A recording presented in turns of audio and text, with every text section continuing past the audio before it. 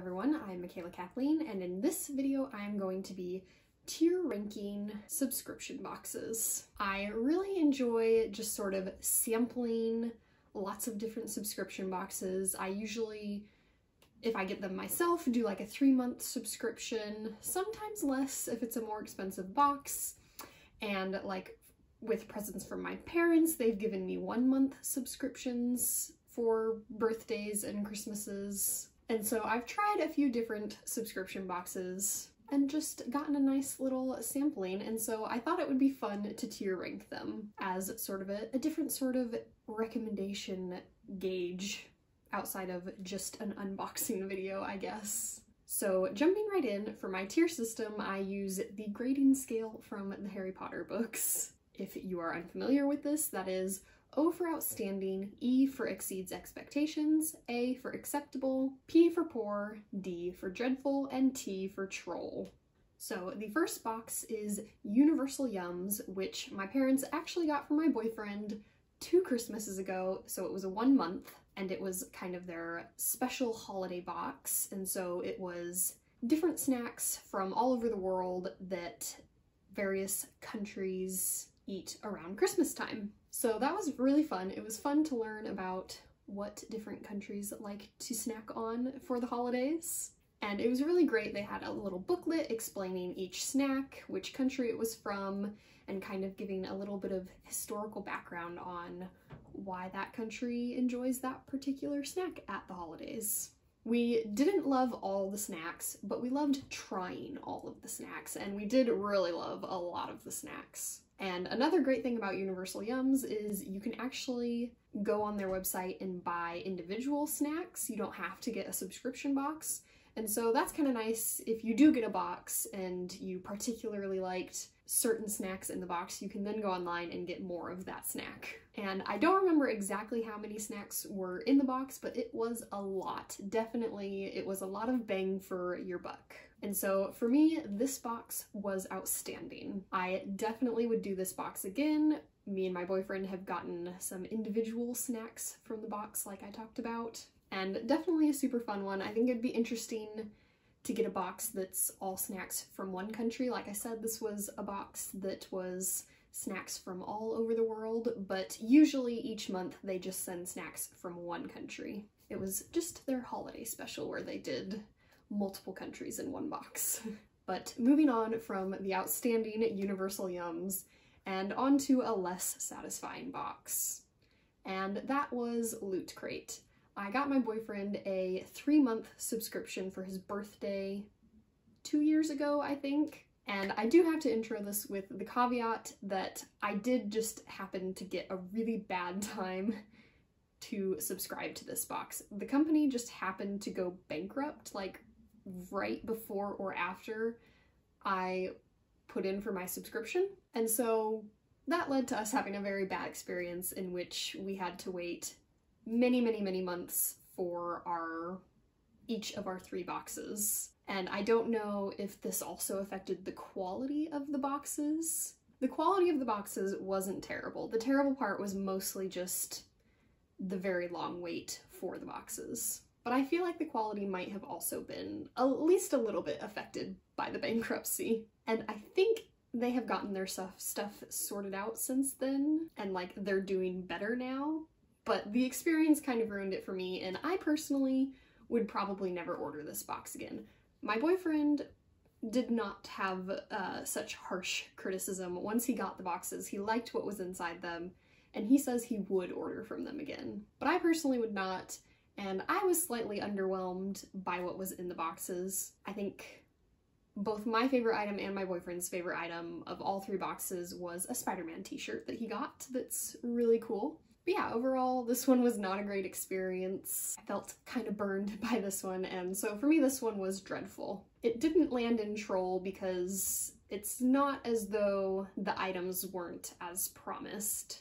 We didn't receive like broken items or items that were of much lower quality than what we were expecting, and so that kept it out of troll. But for me, just the very lateness of the boxes and the slightly being underwhelmed by the items put it in dreadful. I will say the box itself that the items come in is one of the coolest on this tier ranking. Their boxes are usually themed for the stuff inside, and they usually are kind of display pieces by themselves. One of the ones we received, you could color in. I actually still have that box. I can show you. Yeah, as you can see, you could color it in yourself, so that was kind of cool. And then another box, when you turned it inside out and set it up, it looks like the mystery machine from Scooby-Doo. So we still have that one displayed on top of our dresser in our room. So the boxes themselves were really cool. It was the stuff inside and how long they took to get here that was disappointing. So next on my list is the first book subscription box on the list, and that is Once Upon a Book Club.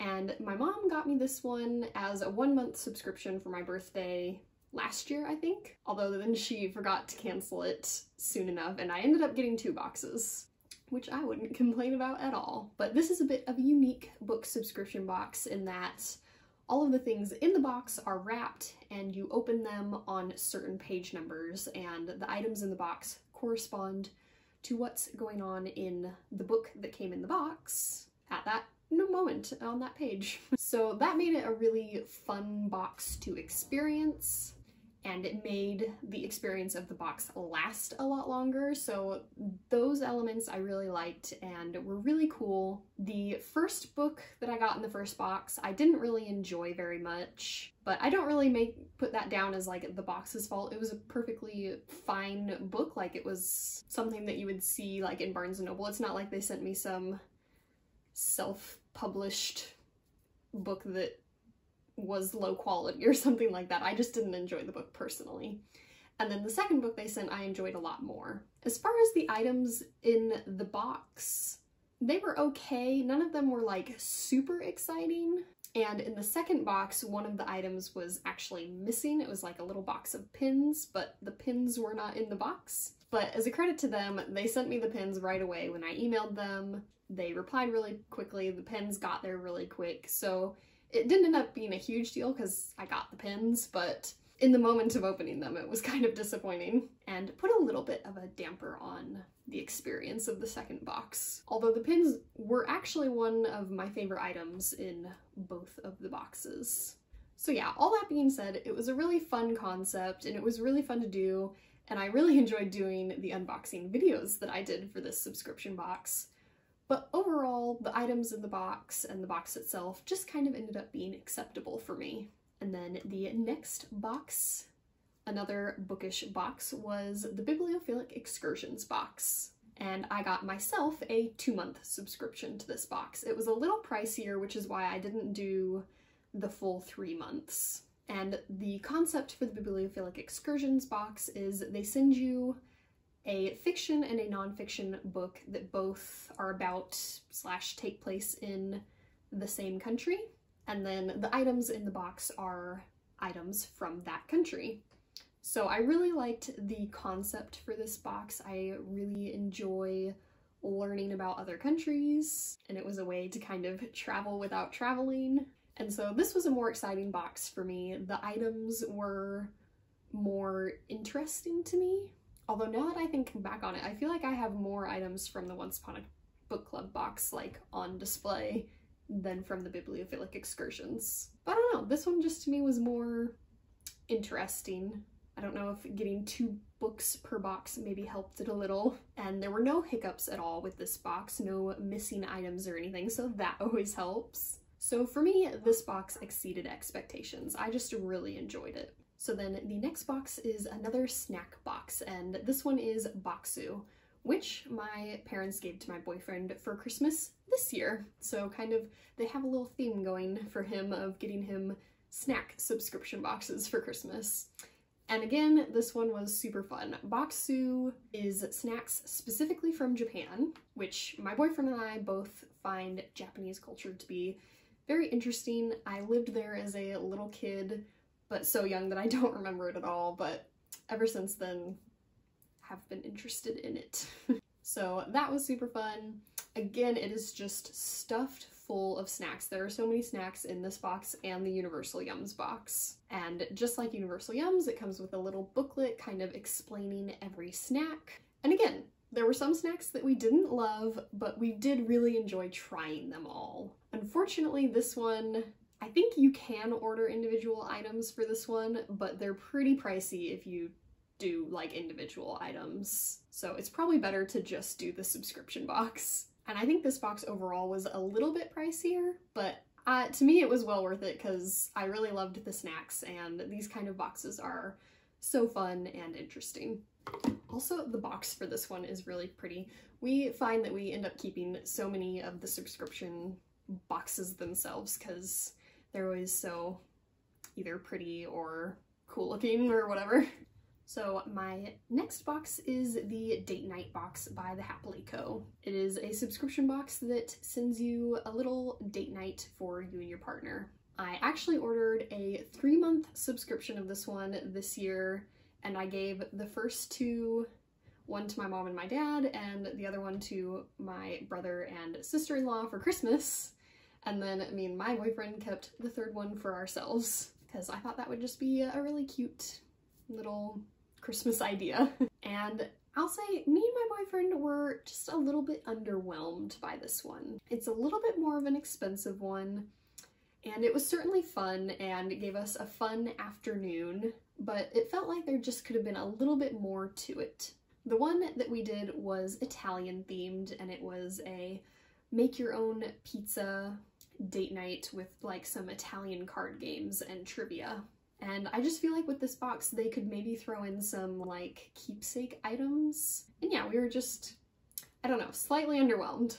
We had fun making the pizza. We got the dough all ready and then let it sit for an hour, because you have to let dough sit for an hour, which the dough came with the box. They sent everything you needed to make the dough. And then while the dough was resting, we did the trivia and card games. So the trivia game was just 2 little cards, and each one had a list of Italian words. It was called composer or cuisine, and so you had to guess with each one if it was a composer or a food dish. So really simple, took like 2 minutes to do, but it was still fun. My boyfriend won.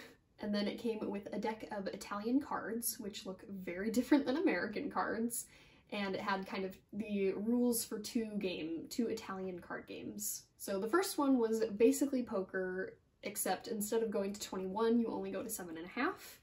And then the other game was called Briscola, I think, and I'm not going to attempt to explain the rules. It was a whole new game that we've never played before, not like any American games. So that one was a lot more fun and interesting to learn. And then there was also a little card with some conversation starters and a link to a Spotify playlist, which me and my boyfriend did not really super enjoy the Spotify playlist. We ended up switching over to a playlist of our own. And yeah, the conversation starters were fun. It was just like 5 questions, like if you could only eat one dish for the rest of your life, what would you choose? Stuff like that. So we did all that while the dough was resting, and then after that we finished making the pizza and we had the pizza for dinner. And the pizza was good. It was interesting. I really liked like the texture of the dough and the crunch, but the taste we didn't love. But like it was definitely a different taste than any other pizza we've had, so that was kind of fun since it was a one-time thing anyways. It's nice that it was unique. But yeah, overall we were both just slightly underwhelmed, so I really debated between putting this in poor or acceptable, and I landed on poor. I feel like there just could have been just a little bit more to the box to bump it up a level.